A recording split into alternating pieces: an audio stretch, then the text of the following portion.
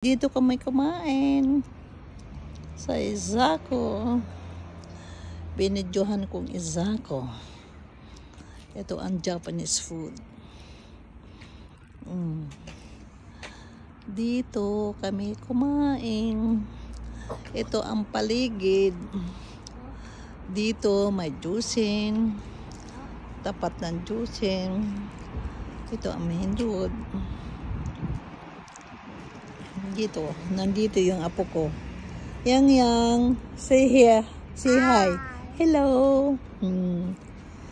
Una kaipay. Sabihin mo, be.